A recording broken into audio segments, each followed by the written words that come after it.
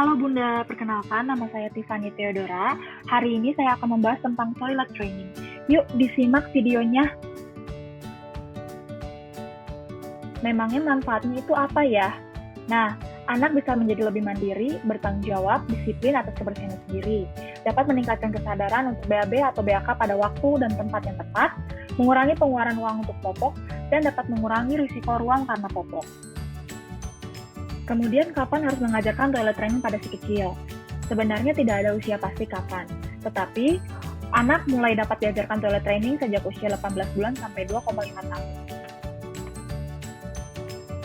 Jika terlalu cepat belajar toilet training, anak lebih memilih bermain daripada pergi ke toilet. Mereka akan menahan buang air dalam waktu yang lama sehingga dapat menyebabkan mengompol infeksi saluran kemih, sembelit hingga infeksi ginjal. Jika terlambat, anak sudah terbiasa untuk mengabaikan sinyal tubuh untuk buang air dan harus mempelajari kembali.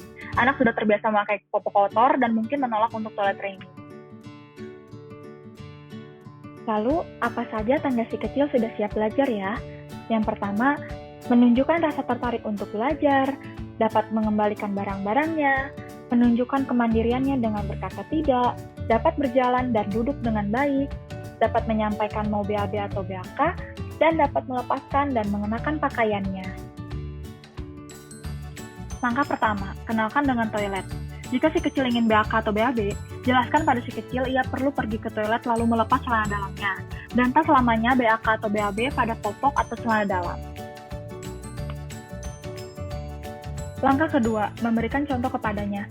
Jika Bunda ingin BAK, ajak si kecil untuk pergi ke toilet, kemudian duduklah di toilet dan jelaskan apa yang sedang dilakukan.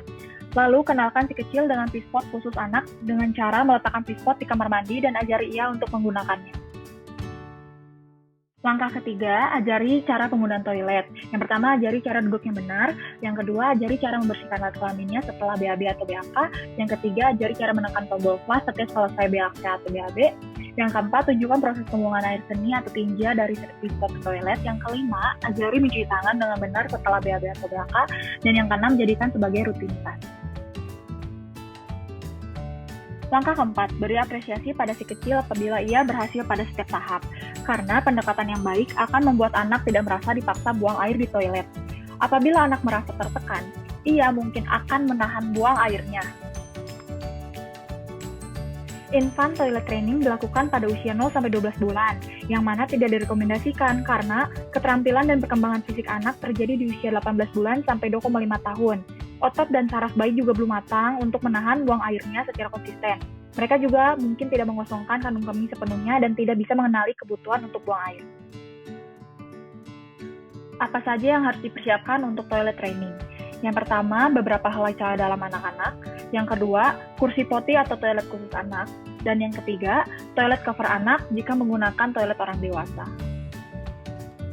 Yang harus diperhatikan saat toilet training adalah kenali syarat ketika si kecil akan buang air, selalu berikan contoh, anak laki-laki perlu belajar buang air dalam posisi duduk dulu, kurangi pemakaian diaper secara bertahap, kenakan celana kain. Sebaiknya saat toilet training, ajarkan si kecil untuk BAB terlebih dahulu, kemudian setelah 3-6 bulan berhasil, ajari BAK. Lalu kendala buang air saat tidur mungkin timbul setahun setelah si kecil mampu menahan buang air di siang hari. Ajari si kecil untuk buang air di malam hari sebelum tidur. Jika ia masih buang air kecil di malam hari, ajaklah buang air di tengah malam 1 kali lagi. Dan konsul ke dokter anak jika ia belum bisa mengendalikan buang air saat berusia lebih dari 5 tahun. Sekian dulu ya Bunda, terima kasih.